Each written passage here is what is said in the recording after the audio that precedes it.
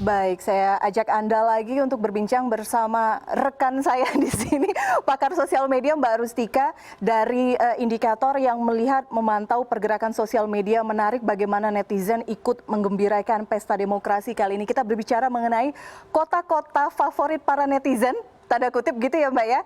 Ada Solo, ada Medan, ada Tangsel. Betul sekali. Oke, kita ke Solo terlebih dahulu. Ya. Ada data yang telah disiapkan dari Indonesia Indikator. Baik. Jadi sebenarnya ada satu sisi yang menarik terkait Solo yang tadi saya sampaikan gitu, bahwa sebenarnya pilkada ini ada di Solo, tapi hampir seluruh masyarakat netizen Indonesia itu semua ikut-ikutan meramaikan kota Solo. Dan hal itu bisa terlihat kalau kita buka di peta, itu betul-betul dari Sabang sampai di wilayah Sulawesi, semua tuh pada memention terkait dengan Solo gitu. Apakah mereka bicara soal dukungan pada Gibran atau sama Bagio? Ternyata tidak. Mereka lebih bicara sesuatu yang paling besar adalah apa yang terjadi di Pilkada Solo. Ternyata isu soal pelanggaran adalah isu yang paling banyak dibicarakan gitu. Oke. Kemudian 38% ya? 38%. Yang kedua adalah terkait dengan protokol kesehatan. Sebenarnya antara dua hal ini adalah saling berkaitan gitu. Jadi pelanggaran itu kan apa yang sudah dilakukan oleh memang pasangan Gibran itu dia dianggap melanggar gitu. Dan itu kaitannya juga dengan protokol kesehatan gitu. Dan kenapa isu ini jadi sangat besar sekali di Indonesia? Karena pada saat itu di waktu yang hampir bersamaan ada satu kerumunan yang membuat masyarakat Indonesia langsung melihat gitu. Ini ada kerumunan kehadiran Rizik Sihab dengan apa yang kerumunan ada di wilayah Pilkada Solo gitu. Nah, kita kan bicara soal netizen kan gitu. Mereka langsung membandingkan dan itulah isu yang akhirnya jadi besar sekali di sini gitu. Kemudian isu yang lain adalah terkait dengan politik dinasti dan kemudian soal debat yang kita bicara soal visi misi kecil sekali di mata netizen. Menarik ya, karena media mainstream sangat menyoroti bagaimana waktu itu debat, bagaimana visi misi disampaikan oleh masing-masing kandidat. Gitu. Dan ternyata situasi itu berbeda dengan media sosial gitu. Oke, politik dinasti juga sangat minim. Padahal di awal kita tahu bagaimana kontroversinya luar biasa ketika putra Presiden Jokowi maju dalam Pilkada Solo.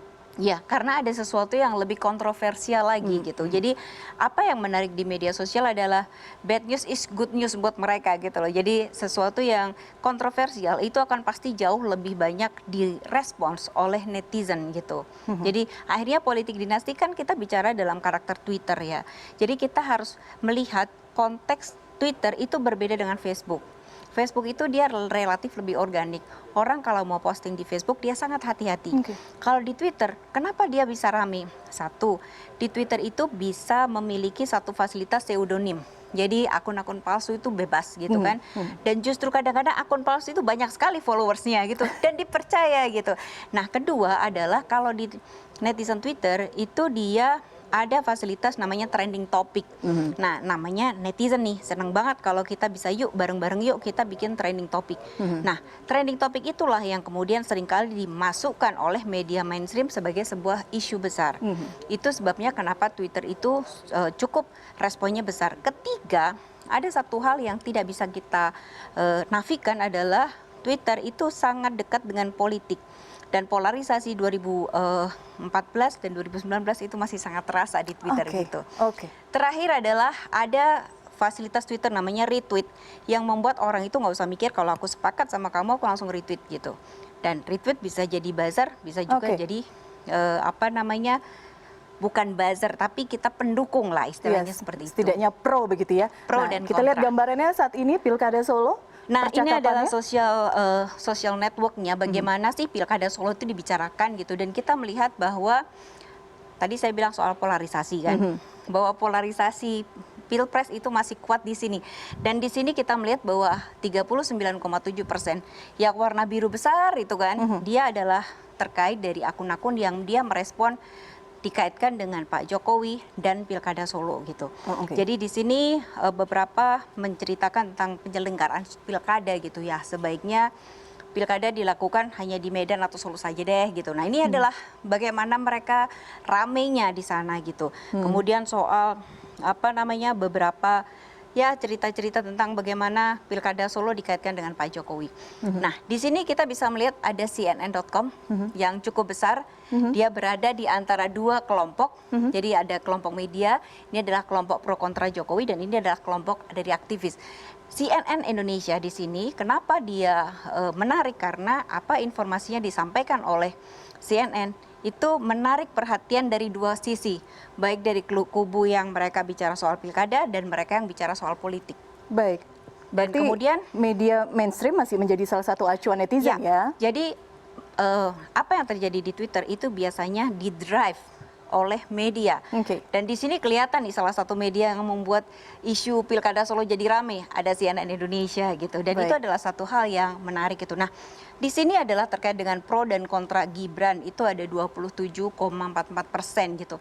Jadi di sini ada pihak yang pro dan kontra untuk mengkritik soal kebijakan pilkada gitu. Terus kemudian kalau yang pihak pro mendukung terhadap Gibran. Jadi ini kita bicara soal pilkada, tetapi pilkadanya sendiri itu sangat kecil gitu. Jika dibandingkan dengan isu-isu sampingannya gitulah istilahnya gitu. Oke. Nah, kalau ini adalah kelompok aktivis dan netral, mereka ini ada 21% dan mereka menyoroti soal pembiaran pelanggaran protokol gitu. Dan balik lagi mereka menginginkan waktu itu adalah penundaan pilkada. Oke, kita bergeser ya. Ya. Selanjutnya. Nah, ini adalah influencer yang tadi saya sebutkan dalam Pilkada Solo yang sangat ramai itu. Siapa saja sih akun-akun yang dia mendrive isu. Dan balik lagi di sini ada nama CNN di situ. CNN Oke. Indonesia muncul sebagai 5 besar gitu. Dan kemudian ada nama Pak Jokowi yang juga di-mention, kemudian juga media yang lain ada Termasuk akun. Bahkan akunnya Cili Pari sendiri jauh di bawah dari CNN maupun Pak Jokowi gitu. Dan ini menunjukkan sebuah fakta atau fenomena bahwa ternyata nama besar itu dia bisa membuat satu isu yang cukup besar gitu. Nah, ini adalah beberapa tagar-tagar yang muncul setelah Gibran, ada tagar Habib Rizik. Oke, kaitannya apa ya dengan Solo? Karena kerumunan tadi. Karena kerumunan. Jadi kita bisa membayangkan satu Pilkada Solo yang sebenarnya nggak ada hubungan sama sekali gitu ya dengan kehadiran itu, ternyata netizen Twitter mention juga gitu. Nah, itu adalah hal-hal yang cukup menarik dari di sini gitu. Oke, Ya. kita geser ke kota lainnya yang juga menarik perhatian netizen ataupun warganet, Kota Medan. Ya, ini adalah Kota Medan. Jadi Kota Medan itu adalah satu dinamika yang cukup menarik gitu.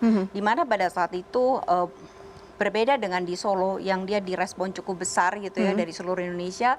Medan juga direspon cukup besar, tetapi ada kampanye atau dukungan ke Bopi maupun ke lawannya itu kelihatan sekali gitu. Oke. Nah, awalnya berlangsung dengan baik-baik saja gitu kan. Terus ternyata pada akhir menjelang pilkada dilakukan, itu muncullah tokoh agama Ustadz Albul Somad yang dia menyampaikan dukungannya kepada Ahyar. Yang terjadi langsung ada perubahan atau ada cross isu gitu ya. Oke. Yang kita bisa lihat juga di dalam data berikutnya gitu. Oke, selanjutnya bisa Nah, digeser di sini mungkin? juga ada dukungan Sandiaga Uno 13%. Jadi bagaimana dukungan Sandiaga Uno? Jadi ini kan tokoh-tokoh besar masuk ke dalam percakapan di Twitter gitu. Di Medan ya? Tetap Oke. paling besar dukungan dari UAS.